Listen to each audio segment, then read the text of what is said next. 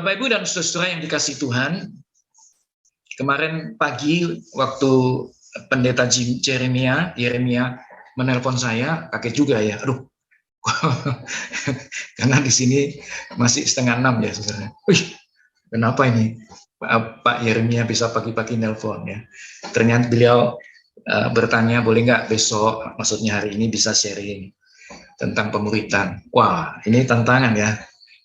Jadi kalau cerita pemuritan itu harusnya anytime begitu ya, karena kami sudah menjalani sekian lama. Jadi saya bilang sama Pak Yeremia, saya usahakan ya, karena kemarin bahan itu saya sudah siap pakai untuk sharing, saya mau pakai lagi untuk kita yang ada di Jayapura. Puji Tuhan bisa ada, dan hari ini boleh siap untuk berbagi kepada kita. Mudah-mudahan sharing ini bermanfaat ya, sharing ini bermanfaat. Nah, Bapak Ibu Saudara, firman Tuhan yang saya kutip, yang saya pakai, yang saya jadikan dasar perenungan dan sharing hari ini adalah dari Injil Lukas, pasalnya yang ke-9, ayatnya yang ke-23.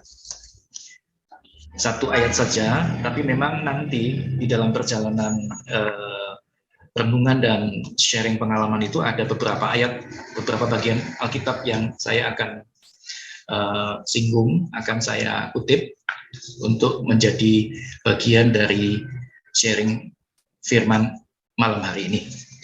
Bapak Ibu, Lukas 9 ayat 23 demikian, katanya kepada mereka semua, setiap orang yang mau mengikut aku, ia harus menyangkal dirinya, memikul salibnya setiap hari, dan mengikuti aku. Demikian firman Tuhan. Tentu yang berbahagia setiap kita yang membaca firman, merenungkan dan melakukannya di dalam kehidupan sehari-hari. Nah, Bapak Ibu Saudara sekalian yang dikasih Tuhan, waktu saya menyiapkan bagian ini, saya langsung teringat dengan cerita atau sejarah pemuritan di Gereja Kalam Kudus Pekanbaru. Saudara, tidak terasa perjalanan pemuritan di Gereja Pekanbaru Kalam Kudus itu tahun ini adalah tahun ke-9. Jadi kami mulainya itu bulan Oktober 2013 ya. Jadi kami mulai waktu itu persis hari ulang tahun. Jadi kami merayakan ulang tahun itu setiap awal Oktober, minggu pertama. Ya, kadang minggu kedua juga ya. Pokoknya di awal Oktober itu. Nah, saudara, walaupun sudah cukup lama kami fokus ya mengerjakan itu. Jadi kalau Bapak Ibu Saudara pas berkunjung ke Pekanbaru kalau ada kesempatan, tentu akan melihat bahwa gereja kami itu memang fokus, tidak ada yang lain. Tiap hari, tiap minggu, ya itu aja yang dikerjakan. Ya tidak ada yang lain. Tapi saya harus mengatakan dengan sebenarnya bahwa secara kelembagaan belum ada yang bisa dibanggakan. Ya, jadi walaupun kami dikenal sebagai gereja yang memuridkan, tetapi sebetulnya secara kelembagaan itu boleh dikatakan masih tertatih-tatih, ya, masih tertatih-tatih. Masih terus diupayakan keterlibatan semua. Apalagi ada jeda 2 tahun terakhir, itu juga berpengaruh. Ada positifnya, tetapi juga banyak negatif. Beberapa minggu ini kami sedang mengevaluasi, ya, kami sedang mengevaluasi pemuritan yang sedang dijalankan. Sebentar Bapak Ibu ya, saya kok ada sesuatu.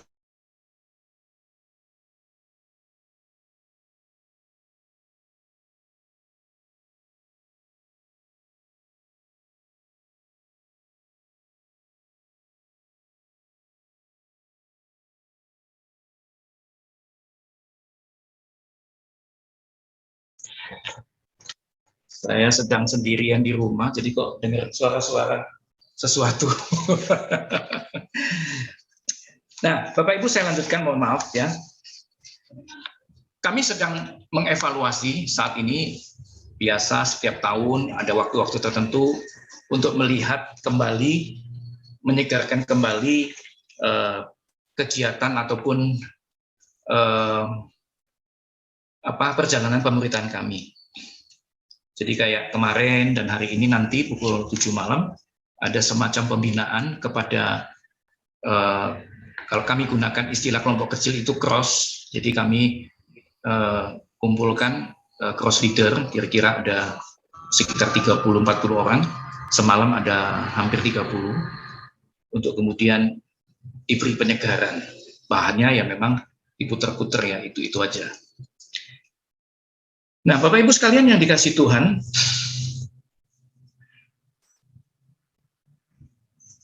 kalau misalnya hari ini setelah saudara mendengar cerita dan kesaksian, kita tertarik dengan mengerjakan segera pemuritan, saya jujur mengatakan kepada kita bahwa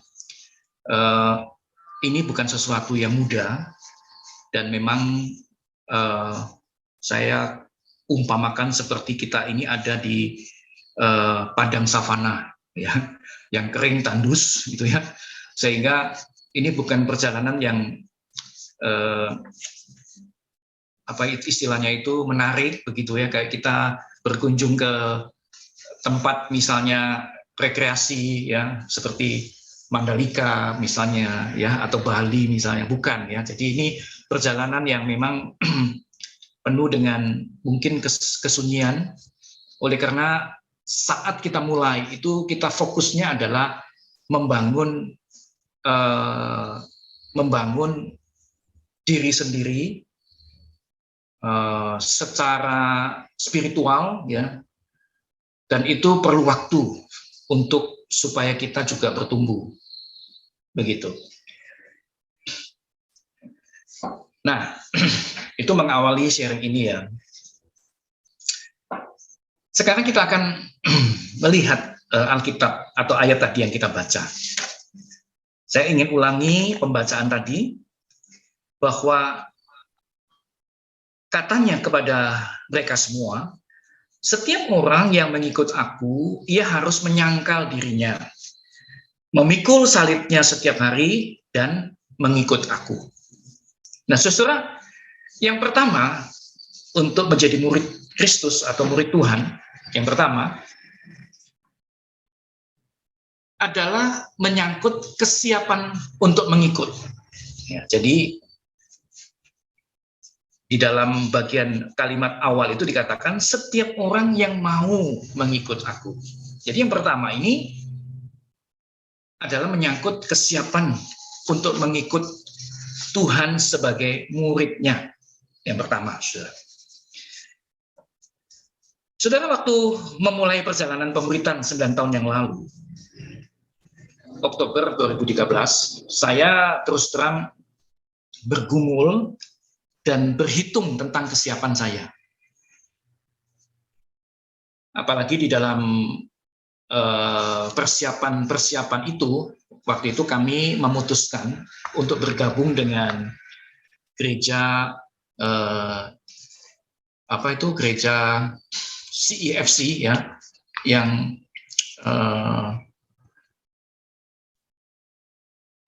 menjadi gereja induk. Jadi kami bergabung untuk mengerjakan pemuritan ya.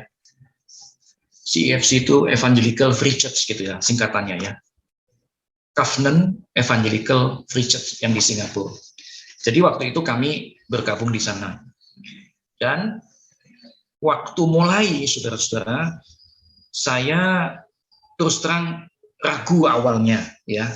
Apalagi kemudian waktu membaca bagian yang penting dari pemuritan yang mendasari perjalanan pemuritan atau kegiatan pemuritan itu ada di dalam Kisah Rasul pasal yang kedua ayat 42 sampai yang 47 itu. Jadi itu adalah cerita tentang jemaat mula-mula ya. Bagaimana jemaat itu melakukan kegiatan spiritualnya, terus bisa berbuah ya, berbuah, kemudian mereka jadi disukai, dan mereka sampai memberikan apa yang mereka miliki, dan lain sebagainya. Jadi waktu saya baca itu, wah, kayaknya mungkin saya nggak bisa ini. Saya ragu gitu ya, untuk akhirnya menjadi murid yang seperti itu. Ragu, saudara. Saya bergumul ya. Suatu waktu itu saya berdoa kepada Tuhan, apakah memang saya bisa, Tuhan, untuk mengerjakan ini? Gitu. Karena Bapak Ibu Saudara, saya melihat begini, ya, pemuritan ini atau menjadi murid Tuhan atau murid Kristus ini konsepnya bukan seperti kita murid sekolah. Kita kan tahu ya, atau pernah jadi murid sekolah kan dulu, ya kan? Kalau murid sekolah itu kan ada jamnya. Ya, kita mungkin pagi ya, jam 7 kita ke sekolah jadi murid sekolah Kalung Kudus. Waktu pulang jam 12 atau jam 1 kita sudah tidak jadi murid lagi kan gitu loh. Kita nggak pakai seragam ya. Kita nggak ketemu Bapak Ibu guru kita gitu loh. Tapi murid Tuhan, murid Kristus yang dimaksud ini bukan itu. Tetapi 24 jam setiap hari. Bagaimana bisa tidak itu kita lakukan? Saya membayangkan seperti itu, saudara. Jelas pemuritan yang dikerjakan di gereja itu bukan program. Saya sempat salah mengerti, saudara, karena saya awal-awal tuh bertanya ya kepada hamba Tuhan. Waktu itu Pak Noh masih ada di Pekanbaru. Kemudian kami ikut yang di Singapura, setiap awal September selalu ada IDMC, semacam refreshing begitu ya, untuk memikirkan kembali pemuritan dari berbagai segi begitu ya. Setiap tahun ada di awal September.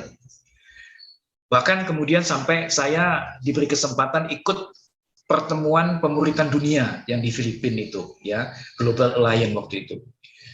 Tapi ikut-ikut itu nggak ketemu gitu loh pengertian sebetulnya apa sih keistimewaan pemuritan yang digagas oleh gereja di Singapura itu. Kenapa dulu 17 orang 40 tahun yang lalu, sekarang sudah lebih dari 5.000 orang berkembang gereja itu di Singapura, bukan di kota kecil, saudara. Ya, tentu orang yang ikut juga orang yang belajar, dan orang yang kalau dia tahu itu nggak benar atau nggak bagus, tentu nggak mau ikut kan. Tapi ini di Singapura ada gereja yang berkembang dari 17 orang di awalnya, kemudian 40 tahun menjadi lebih dari 5.000 orang. Menarik sekali untuk pengen mengetahui begitu loh. Nah, setelah beberapa waktu, dan saya mungkin harus mengatakan mungkin satu tahun lebih saya baru bisa mendapatkan pemahaman bahwa pemuritan yang dimaksud, menjadi murid Tuhan yang dimaksud, itu adalah menjadikan pemuritan itu sebagai lifestyle, gaya hidup. Ya, jadi bukan, oh ya berapa? 3 bulan, oke. Mana bahannya? Ini. Kemudian kita ikut, selesai. Bukan, saudara. Tapi dikerjakan dari waktu ke waktu, seumur hidup kita. Bahkan seperti itu.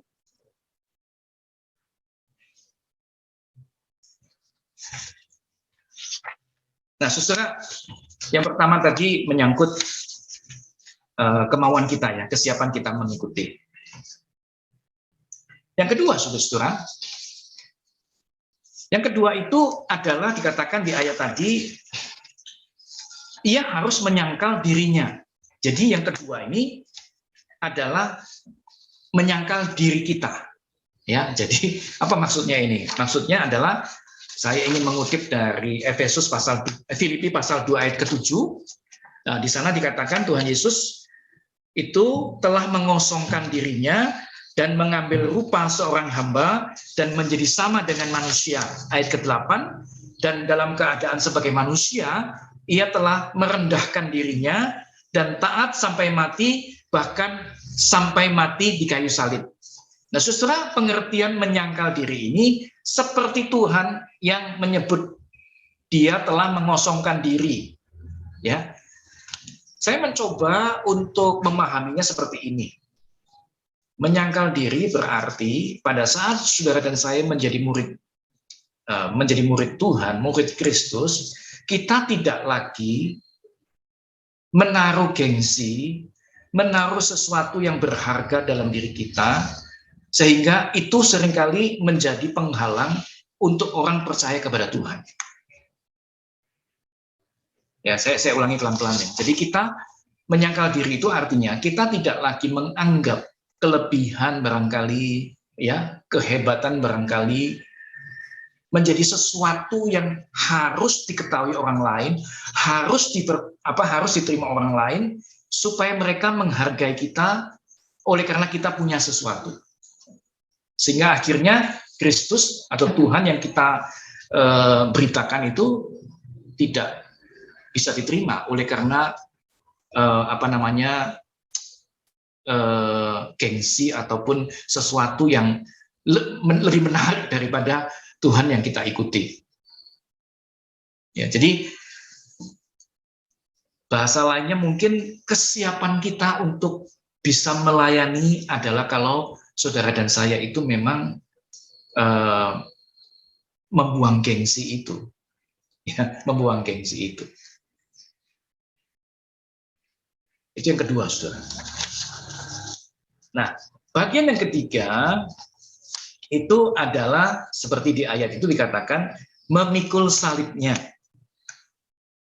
Nah, saudaraku, salib yang dimaksud ini adalah segala sesuatu yang kita korbankan, ya, segala sesuatu yang mungkin menjadi sesuatu yang kita nikmati, tetapi itu sebetulnya tidak sesuai dengan yang dikehendaki Tuhan.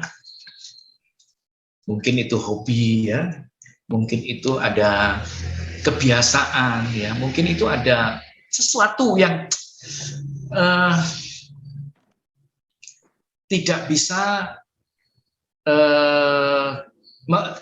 itu menjadi sesuatu yang akhirnya bisa menjadi semacam berhala begitu, menghalangi kita untuk bertemu dengan Tuhan. Beberapa waktu yang lalu ada seorang pemuda, ya, ya, namanya anak muda, saudara, ya, dia punya hobi anak muda. Ya, salah satunya adalah karena dia laki-laki, anak pemuda, dia itu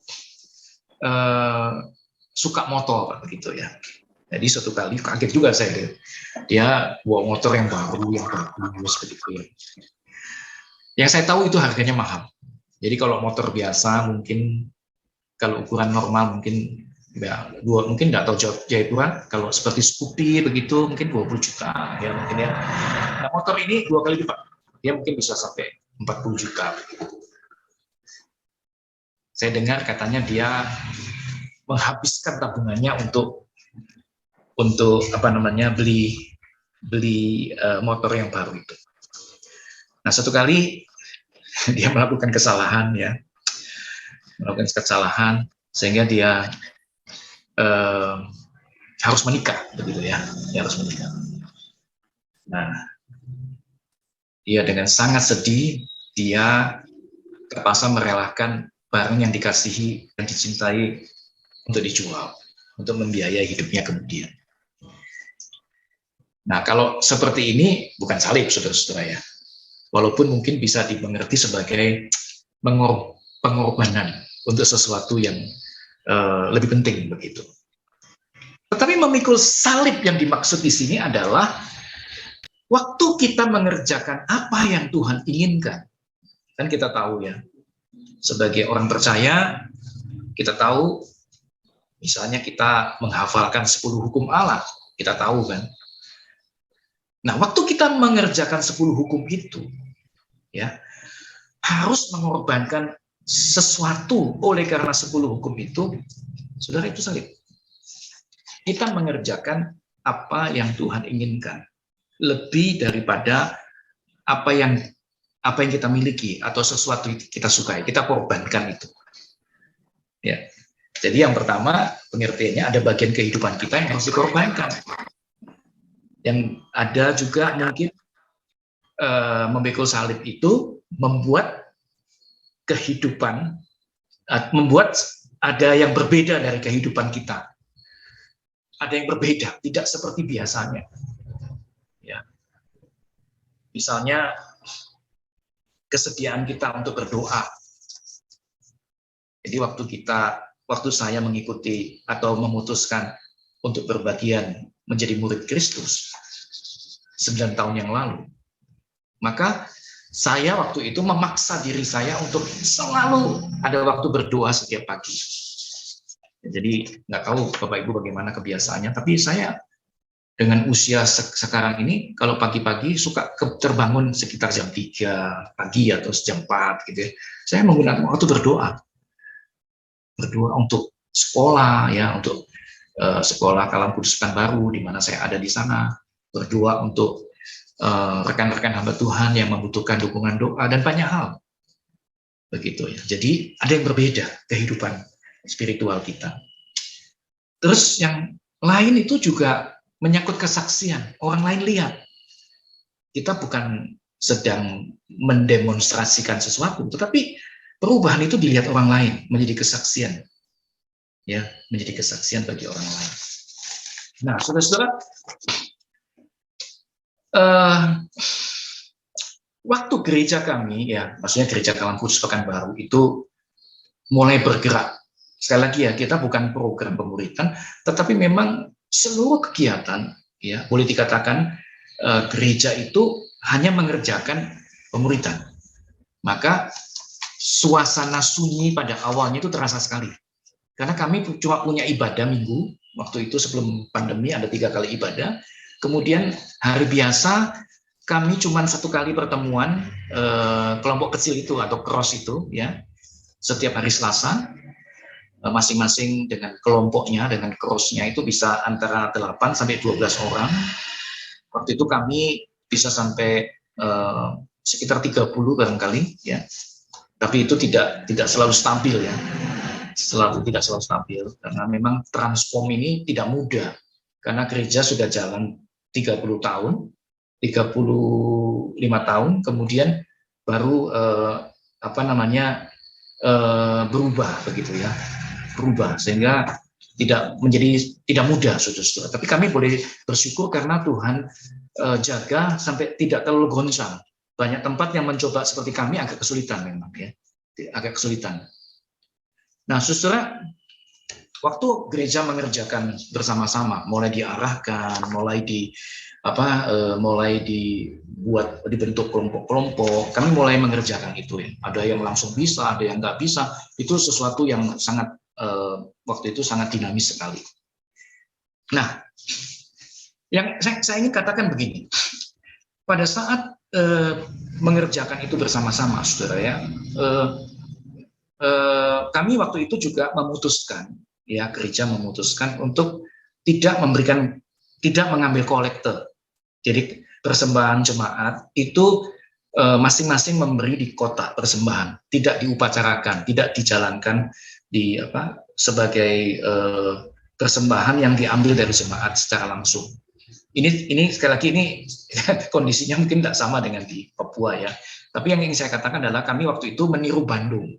Jadi Gereja Kalam Kudus Bandung sudah melaksanakan seperti itu, dan kami mencoba untuk mengikuti dengan pengertian persembahan itu adalah masalah pribadi kita dengan Tuhan. Jadi tidak perlu menurut kami ya. Sekali lagi ini adalah pengalaman Pekanbaru ya. Itu tidak perlu diupacarakan, istilahnya dijalankan di dalam ibadah begitu. Jadi jemaat yang datang langsung boleh memberikan persembahan di kotak yang tersedia. Itu kami ada sediakan di pintu-pintu begitu. Kami ada 3 pintu, jadi ada 4 kotak yang disediakan. Nah, sejalan dengan itu pemuritan dijalankan. Ya, jujur Bapak Ibu, saya termasuk yang khawatir juga ya. ini persembahan nggak pernah disinggung, nggak pernah diberitahukan. Bagaimana ini ya? Apakah nanti akan cukup nggak ya gereja untuk mendapatkan persembahan dari jemaat begitu? 2 tahun pertama itu saya nggak berani tanya, saya nggak berani menanyakan kepada bendahara bagaimana persembahan gereja, nggak berani tanya ya. Sampai setelah 2 tahun, jadi 2013 mulai, 2015 itu kami ada rapat evaluasi, rapat kerja, termasuk evaluasi. Kemudian bendahara gereja saat itu tiba-tiba dia mengatakan begini, saya mau evaluasi penerimaan persembahan 2 tahun terakhir. Saya dalam hati pikir cilaka, pasti turun banyak ini ya, karena nggak pernah lagi disinggung. Nah, saudara, waktu dievaluasi, ternyata ada yang menarik, saudara. Persembahan 2 tahun itu meningkat kira-kira 20% dari sebelum dirubah. Jadi kalau dulunya pakai persembahan, pakai kolektor begitu, kemudian dirubah menjadi sediakan kotak dan masing-masing datang memberikan, kemudian kalau misalnya nggak sempat pulang juga baru memberikan. Ternyata bisa bertambah kira-kira 20% setahun ya, setahun. Wah, kaget ya. Nah, saudara, bagi saya waktu itu berpikir begini, kalau selama 2 tahun itu ya, kita itu mengerjakan pemuritan untuk diri kita. Jadi pemuritan itu selalu dimulai dari diri kita ya. Jadi kita mengerjakan pemuritan dari diri kita. Maka saudara-saudara, waktu dia bertumbuh, ya, waktu kita bertumbuh secara spiritual, ya, saudara-saudara, menurut saya ya, salah satu adalah kecintaan kita kepada Tuhan di dalam memberikan persembahan itu akan berbeda. Ya, jadi kalau kita memang secara spiritual bertumbuh, itu salah satunya bisa ditandai dengan kita memberikan persembahan itu bisa lebih banyak. Salah satunya, di samping tentu semangat kita ibadah, kemudian memperhatikan orang, ya, semangat itu pasti salah satunya ya dari sejarahnya. Tapi persembahan kepada Tuhan itu menjadi sesuatu yang salah satunya begitu. Jadi waktu melihat itu, mendengar itu, saya merasa, wah, berarti ini spiritual jemaat, oke ini, bagus ini ya, gitu. Ditandai dengan persembahan yang meningkat. Ya, jadi saudara-saudara, pemuritan itu adalah, sekali lagi, kalau di Pekanbaru itu ditulis begini, pemuritan adalah kisah perjalanan seorang yang biasa saja, kita, orang yang biasa saja, namun setelah melalui proses bersama Tuhan, menjadi orang-orang yang luar biasa. Jadi kita adalah orang biasa, tetapi setelah bergaul, bersama dengan Tuhan, itu menjadi orang-orang yang luar biasa. Ya, nah, saudara, secara pribadi, ya, terus terang pengalaman sebagai murid Tuhan itu sungguh luar biasa. Ya, jadi kalau tadi saya mengatakan mau mulai, saya kasih tahu sepi, ya, seperti menyeberangi padang savana. Tapi, saudara, setelah satu waktu, ya, itu saya merasakan hidup itu penuh dengan intervensi Tuhan. Secara pribadi, saya itu biasa kalau khotbah kadang-kadang muncul ya, bukan kadang, sering ya, saya memberi penekanan begini. Bagi saya tidak ada kebetulan di dalam kehidupan seorang anak Tuhan, bagi saya. Ya, jadi kalau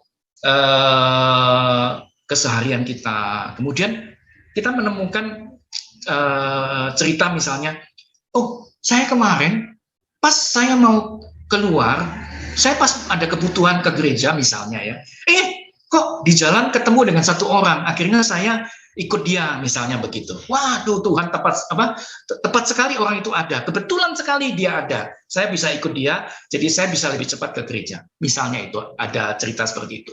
Nah, bagi saya itu bukan kebetulan. Bagi saya itu adalah intervensi Tuhan. Intervensi Tuhan. Jadi kita perlu apa? Dia bisa melakukan intervensi itu sebagai bentuk penyertaan Tuhan kepada kita, anak-anaknya. Kenapa saya ngomong begitu, saudara-saudara? Waktu itu karena pengalaman saya, ya.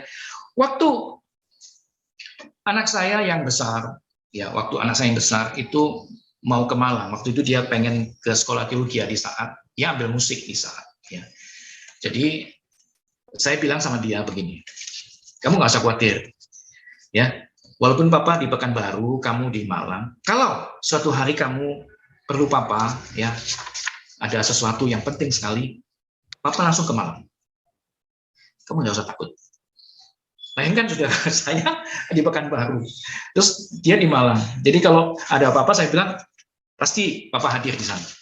Kayak saya mampu simsalabim gitu ya. Padahal maksud saya gini, papa ada sama kamu kapanpun kamu butuhkan, begitu. Nah, saya aja bisa begitu, apalagi Tuhan kan. Tuhan yang roh itu yang selalu bisa mengintervensi, hadir di dalam kehidupan kita tentu. Cuman karena saudara dan saya itu selama ini tidak punya relasi dengan Tuhan secara pribadi baik, secara baik ya, relasi yang baik, maka kesadaran ketuhanan itu menjadi sangat kecil begitu. Kesadaran bahwa Tuhan itu hadir itu menjadi sangat lemah. Begitu ya. Itu yang saya rasakan, saudara. Ya, jadi padahal kalau di dalam pemuritan itu salah satu kegiatannya kan untuk kita lakukan sehari-hari itu kan baca Alkitab, ya. Itu seperti biasa kita lakukan. Kita berdoa ya sebelum hari mulai, ya kita belum kegiatan apapun, kita mulai bersama dengan Tuhan. Saudara, saya di dalam 9 tahun ini, saya betul-betul merasakan begini. Kalau saya membaca Alkitab, apalagi belakangan saya terus punya satu pemahaman ya tentang Alkitab itu dari Yohanes pasal 1 ayat 1. Saudara kalau baca Yohanes pasal 1 ayat 1, itu bunyinya demikian. Pada mulanya adalah firman. Firman itu bersama-sama dengan Allah, dan firman itu adalah Allah. Saudara, Alkitab yang kita baca, firman yang kita baca, itu adalah Allah, saudara. Itu Yohanes 1 ayat 1 loh. Jadi artinya kalau saudara dan saya membaca Alkitab, kita merenungkan, kita berdoa, kita merenungkan, kita melakukannya, saudara, kita sedang melakukan apa yang Tuhan ingin kita lakukan.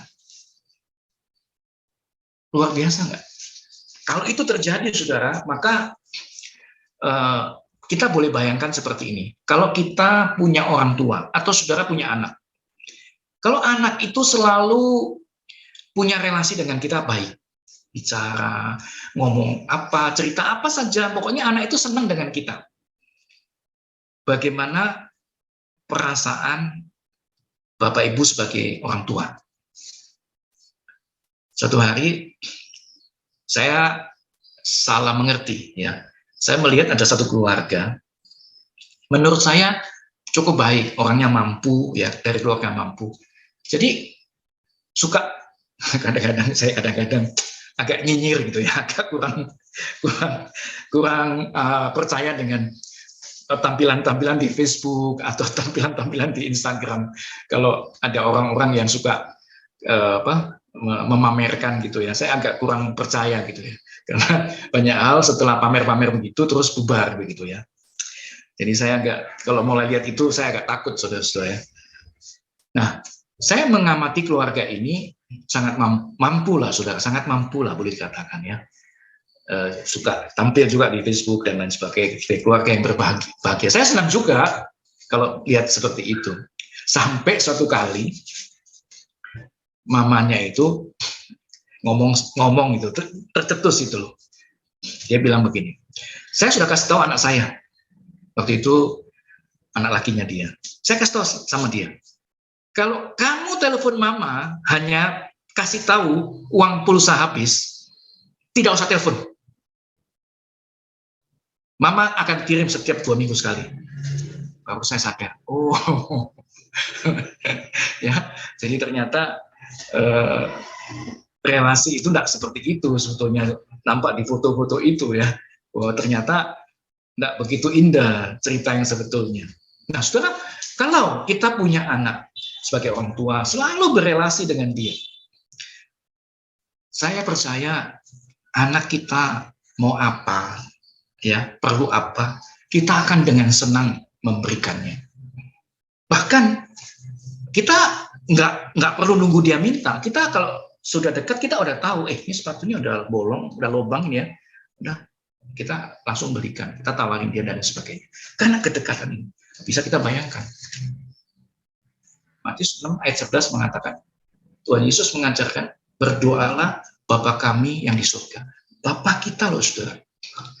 Kalau kita lakukan itu keseharian, kita lakukan apa yang dia katakan, saudara. Kita nurut seperti orang tua dan anak itu ya. Anak itu nurut dengan orang tuanya. Aduh, saudara, saya percaya hidup kita akan sangat berbeda. Itu yang saya katakan tadi. Ya. Kita berbeda kehidupan kita. Nah, itu pengalaman saya. Bayangkan saudara, 9 tahun terakhir ini. Walaupun saya katakan tadi, pemuritan itu sebuah perjalanan yang sulit. Seperti kalau di Pekanbaru itu saya umpamakan orang nanam durian, kan lagi rame ini. Ada jemaat yang nanam durian sudah 5 tahun, baru mulai keluar kecil-kecil begitu. Atau orang nanam sawit, perlu 3 tahun pertama yang nggak kelihatan hasilnya. Begitu. Tahun ketiga baru mulai istilahnya buah pasir kecil-kecil begitu. Ada waktu yang harus disiapkan untuk masuk ke dalam kondisi nanti saudara dan saya itu begitu dekat dengan Tuhan. Nah, saya suka sekali menggunakan istilah pengalaman spiritual. Sampai kita mengalami pengalaman spiritual itu. Dan ini sangat-sangat pribadi, saudara. Sangat pribadi. Yang membuat saya pribadi juga menikmati sekali jadinya pemuritan ini. Saudara, 9 tahun lalu, sebelum pemuritan ini berjalan, saudara, saya itu orangnya suka sakit. Ya. Boleh dikatakan, maksudnya sering sakit. Ya. Boleh dikatakan sebulan sekali itu pasti sakit flu, saudara. Jadi selalu pilek ya, flu. Jadi setiap bulan flu. Dulu almarhum Ibu Yonatan, kan cukup dekat saya dengan beliau. Setiap kali nelpon dari Jakarta, saya flu. Dia sampai marah-marah gitu ya. Kamu ini gimana ya? Masa jadi pimpinan sakit terus saja? Saya dalam hati pikir, emang saya mau sakit? Saya juga nggak suka. Tapi gimana memang itu flu selalu datang setiap bulan begitu. Nah, setelah saya masuk di dalam pemuritan, dan pada saat itu bersamaan saya juga ini promosi sedikit ya. Saya suka mulai minum air alkali ya. Alkali itu air yang pH-nya tinggi. Sekarang udah banyak saudara. Kalau saudara ke Kimia Farma itu ada ya, air pH tinggi itu. Air yang pH-nya di atas 8,6 begitu. Jadi waktu itu saya mulai minum itu, saudara. 9 tahun ini saya nggak pernah sakit. Flu nggak pernah. Setahun sekali hampir flu tapi nggak jadi gitu loh. Saya minum susu beruang, minum air kelapa muda, minum UC 1000 itu ya, yang vitamin C botol itu. Saya minum ya, nggak jadi pilek. Jadi 9 tahun ini betul-betul saya mungkin 1 kali 2 kali lah ya sampai keluar ingus begitu. Hampir nggak pernah, saudara. Jadi pemeliharaan Tuhan itu intervensinya itu melalui air tadi untuk kesehatan saya. Sampai begitu, saudara. Saya harus mengatakan seperti itu. Ya, kalau ada yang mengatakan, nggak percaya lah Pak Adi, masa nggak sakit? Paling gampang saudara tanya ke bagian keuangan sekolah, karena saya kan hamba Tuhan yang kalau saya sakit kan dibayar sekolah gitu loh. Saya nggak pernah minta uang untuk berobat. Udah 9 tahun, saudara. Jadi saya merasakan penyertaan Tuhan yang luar biasa, salah satunya untuk kesehatan. Tuhan menyediakan air itu, saya minum sampai hari ini. Oh, banyak cerita yang lain. Kalau saya ceritakan, ada yang luar biasa sekali gitu loh. Dan saya merasa itulah intervensi Tuhan terhadap saya yang adalah muridnya. Ya, makanya saya senang sekali berbagi pengalaman karena pengalaman itu real, ya, pengalaman itu real. Bagaimana Tuhan beracara, bagaimana Tuhan menolong saya, bagaimana Tuhan memberikan kesempatan-kesempatan yang saya nggak bisa pikirkan kok bisa ya, gitu loh. Begitu banyak pengalaman itu, saudara. Begitu banyak intervensi itu di dalam kehidupan saya. Nah, saudara yang dikasih Tuhan, saya ingin mengakhiri apa yang saya sampaikan ini dengan kalimat-kalimat seperti ini. Hari ini, kalau kita memutuskan menjadi gereja yang memuridkan, ya mungkin memuridkan keluarga, mungkin melalui kelompok kecil atau cross gitu ya, kalau di Pekanbaru, mungkin menjadi sesuatu yang tidak mudah.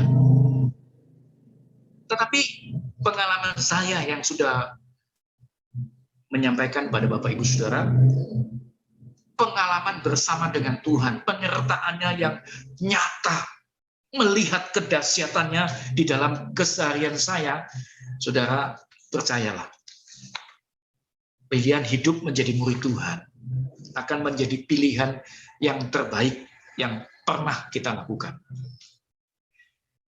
Di Pekanbaru bukan saya yang mengerjakan menyusun ini dan itu untuk menolong, ya. Jadi ada penginjil Teddy Wijaya yang melakukannya. Dia orangnya konseptor yang baik. Saya mengagumi dia, ya. Saya mengagumi dia.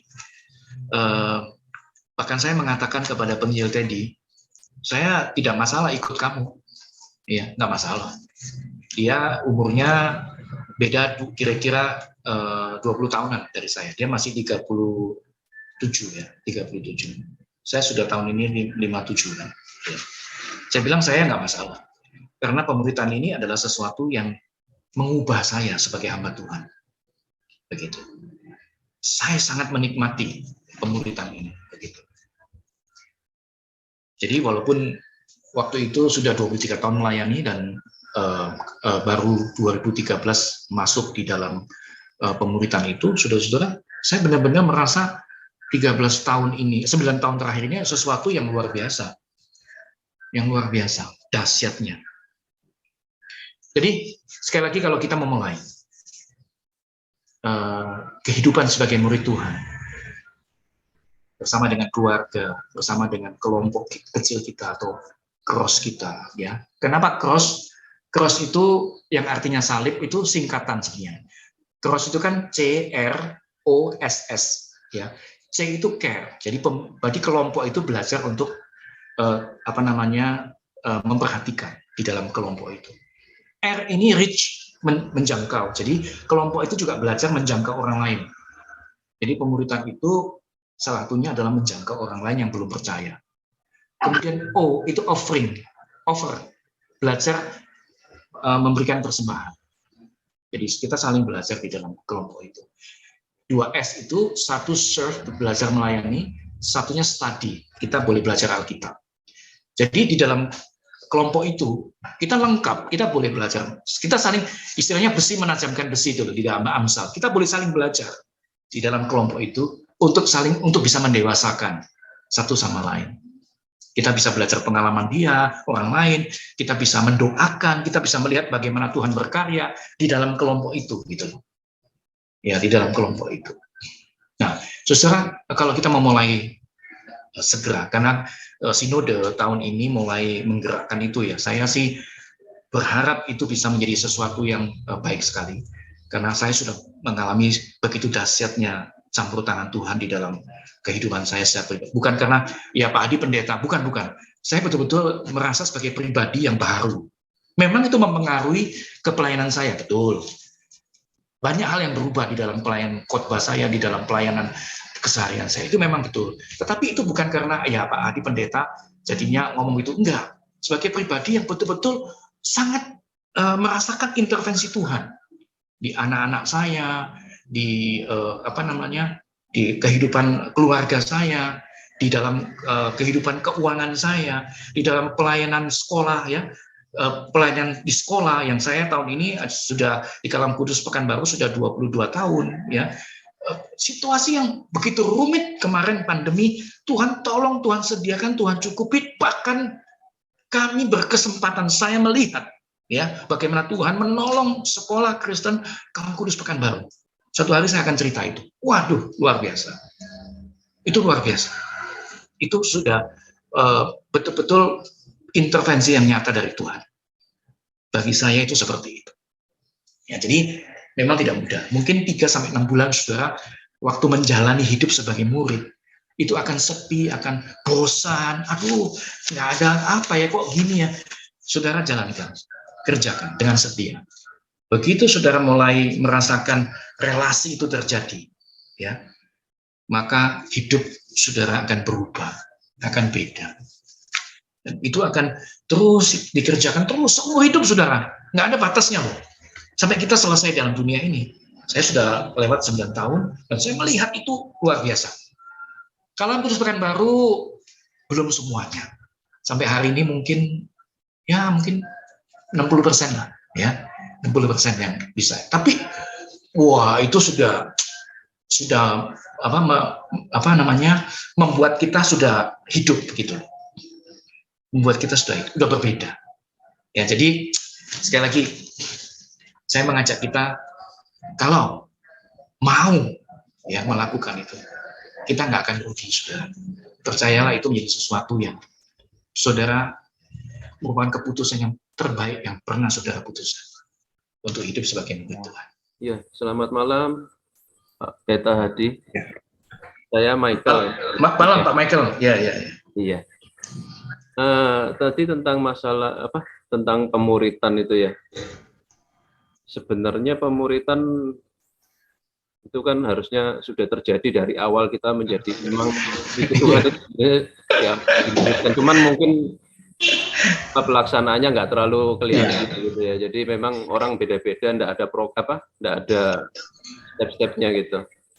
Tapi ketika sudah diperjelas seperti ini, saya pikir saya mau menanyakan gitu ya, tadi dengan ceritanya Pak Pendeta kan ada pengalaman-pengalaman di dalam itu.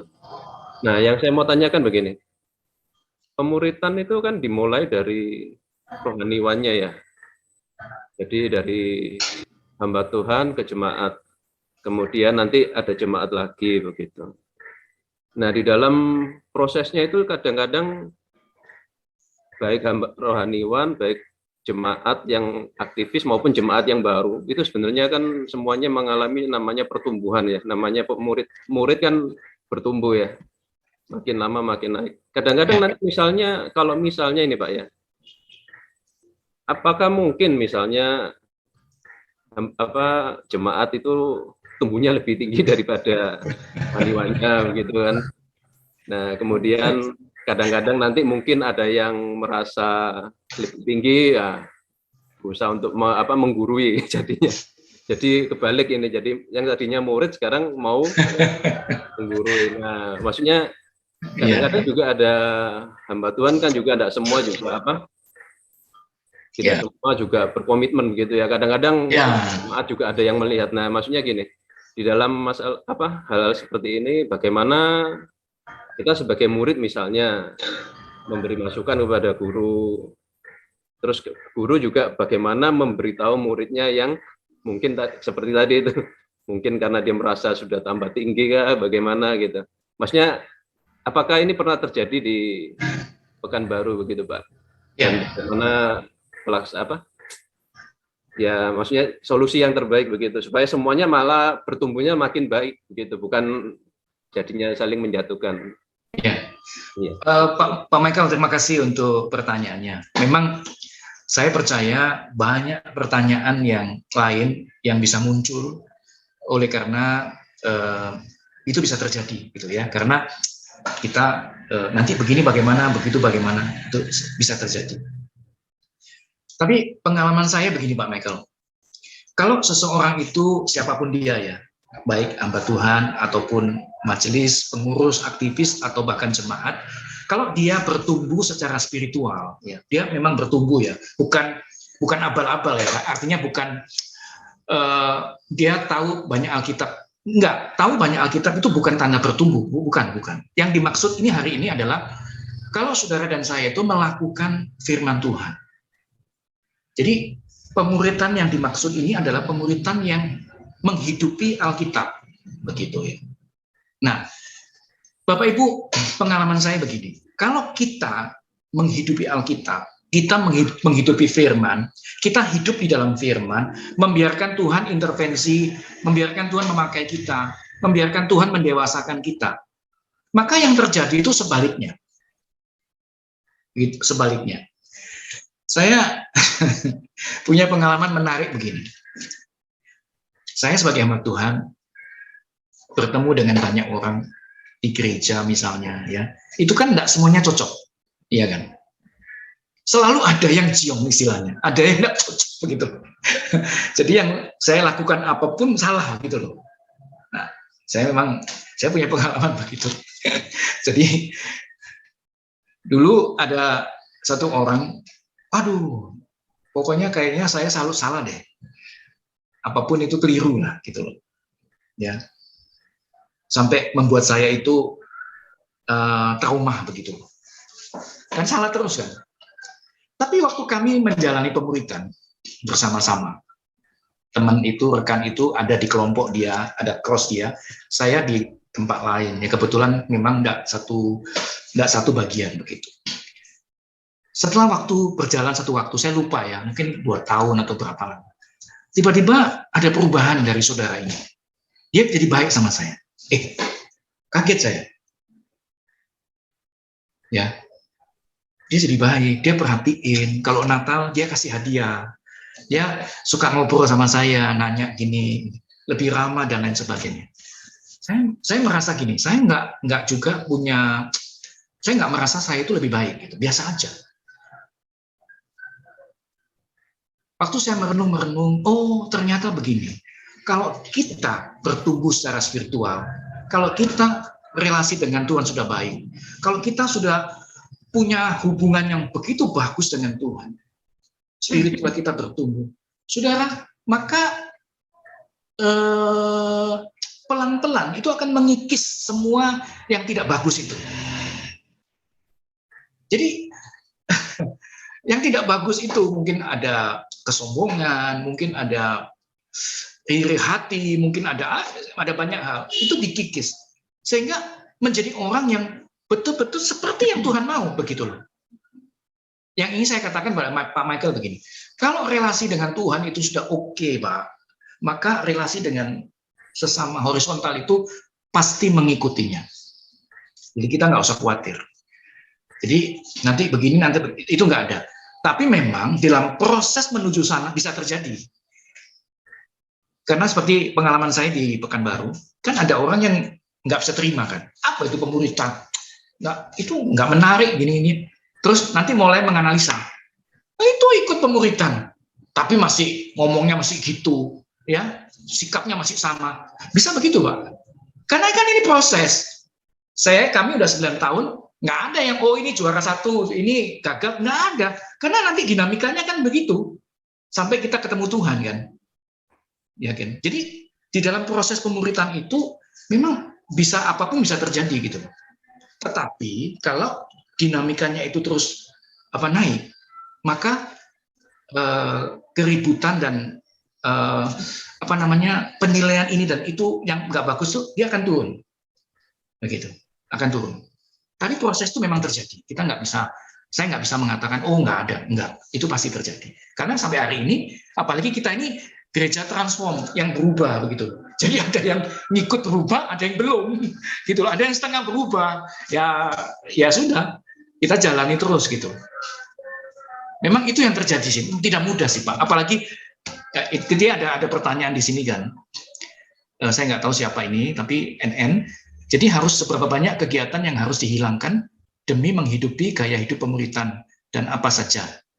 Nah, memang kami di Pekanbaru ini kan agak unik ya. Uniknya karena waktu kami mulai itu, kami langsung hilangkan semua. Kebaktian doa nggak ada, KW nggak ada, pemuda nggak ada, ya, remaja nggak ada.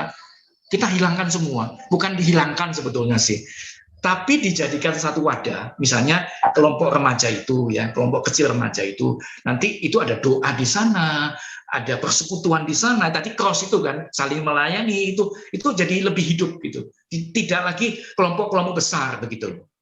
Jadi istilah dihilangkan itu sebetulnya bukan sih, tapi lebih diefektifkan. Jadi kenapa nggak ada doa? Doanya ini semua ini. Kelompok-kelompok ini kan doa semua. Lebih banyak lagi yang doa kan begitu. Kalau di gereja kan rutinnya kan orang-orang itu aja kan. Tapi kalau kelompok itu jalan, cross itu hidup. Misalnya Pekanbaru, kami waktu sekarang ini ya mungkin yang jalan itu kira-kira 20 sampai 30 ya. Waktu itu pernah 30 lebih sampai 35 begitu. Jadi kalau satu kelompok itu, satu cross itu 8, 6 sampai 10 misalnya begitu, anggap 8. Itu kan bisa ada 240 orang kan, yang tiap minggu berdoa, yang saling belajar melayani, saling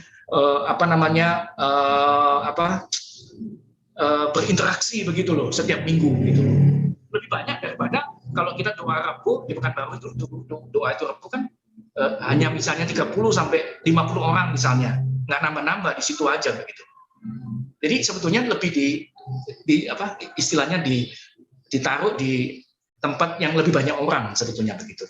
Cuma memang ya tetap heboh karena beberapa orang merasa loh doa kan penting. Ya memang penting, tapi kan sudah ditaruh di sana. Cuma nggak sampai bagaimana begitu. Tapi ada yang keberatan begitu. Nah, tapi kemudian setelah pelan-pelan konsepnya ditanamkan ya bisa. Jadi Pekanbaru memang agak unik.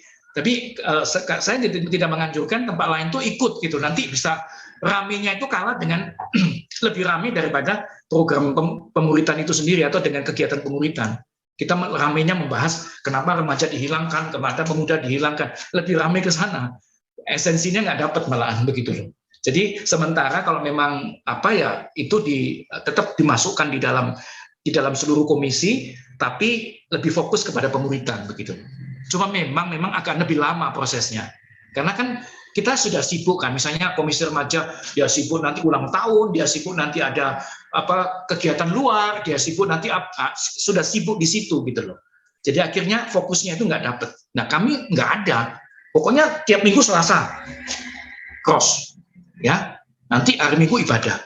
Senin, Rabu, Jumat, Sabtu, Kamis, Jumat, Sabtu kita di rumah, kita bersama keluarga gitu loh.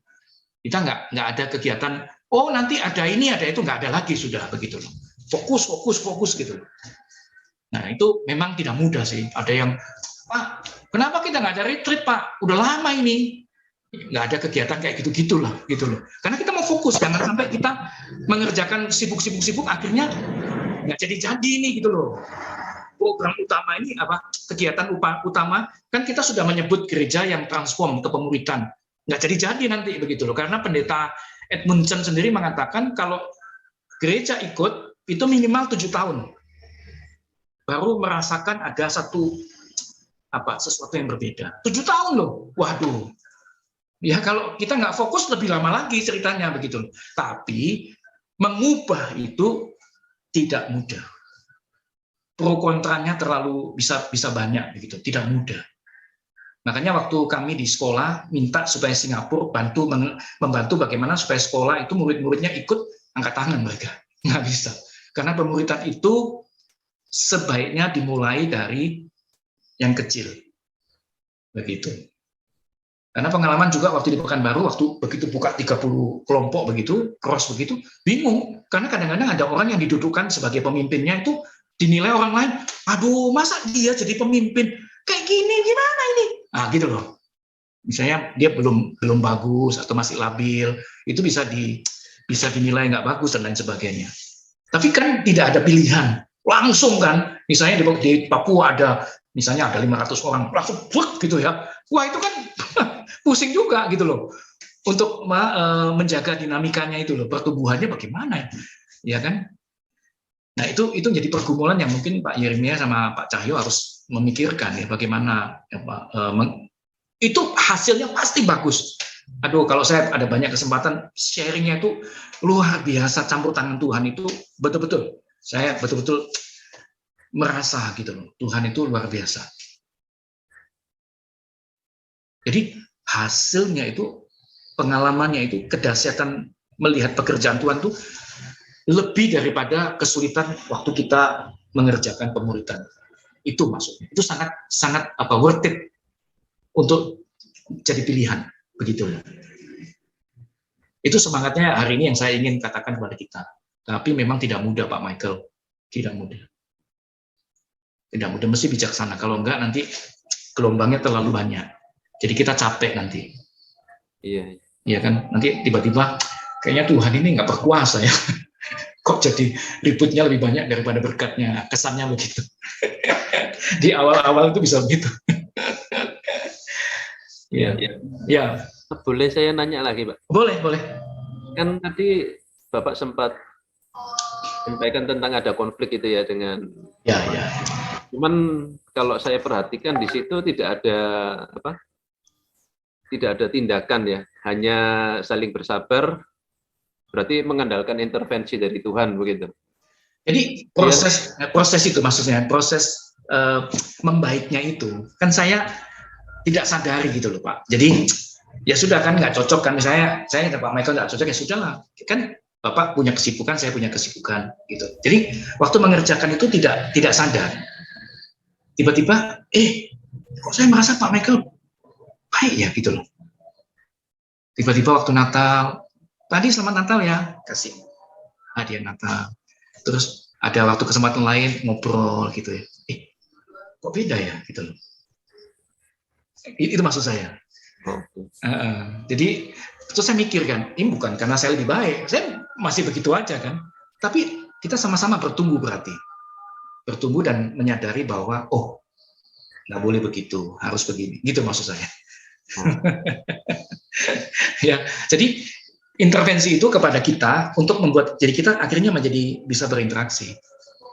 Gitu. Itu bukan karena Pak Adi hebat, enggak, bukan di situ. Ya, tapi ada intervensi ke saya, ada intervensi ke dia untuk kita bertumbuh dan akhirnya bisa saling ketemu dan mengasihi gitu. Nah, itu pekerjaan Tuhan. Itu yang manisnya gitu. Itu yang luar biasa. Gitu. Tapi susahnya yaitu tadi saya bilang, tahun pertama, tahun kedua, sepi itu. Kita coba terus belajar gitu.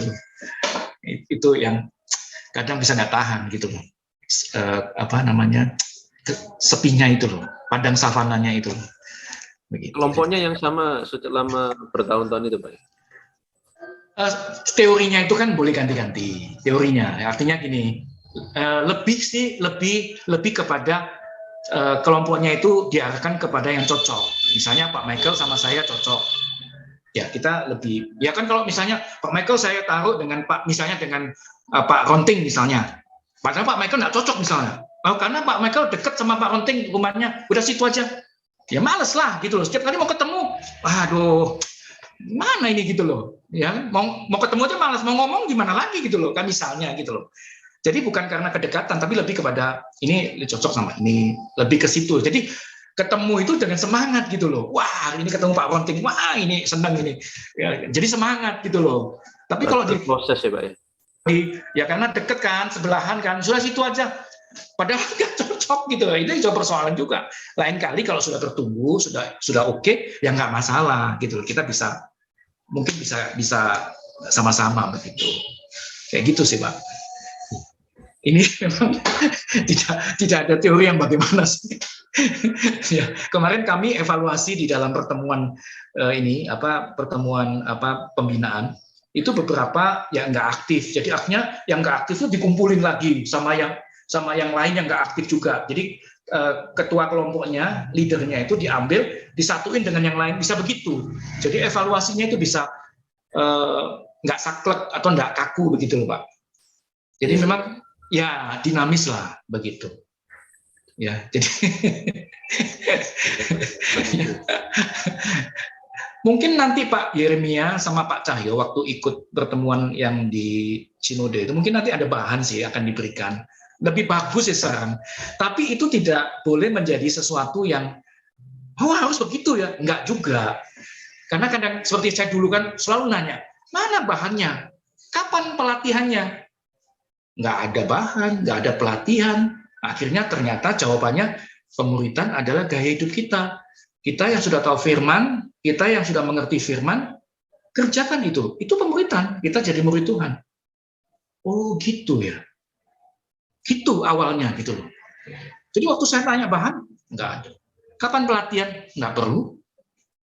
Kan kita sudah jadi anak-anak Tuhan. Kita yang tidak mahir melakukan firman, lakukanlah sehari-hari.